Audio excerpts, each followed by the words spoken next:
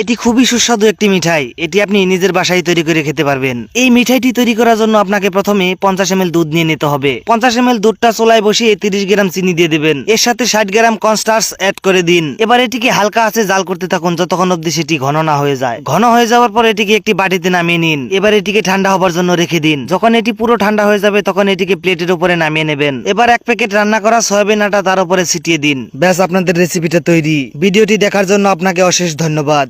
এটি হলো পনির দিয়ে তৈরি করা একটি অসাধারণ মিঠাই। এটি তৈরি করা খুবই সহজ। প্রথমে আপনি 150 গ্রামের মতন পনির নিয়ে নেবেন। এর সাথে 25 গ্রাম চিনি দিয়ে ভালো করে মিশিয়ে নিন। এর সাথে আঙুর, আম আর অল্প কিছু সাবুদানা দিয়ে সেটিকে ভালো করে মিশিয়ে নিন।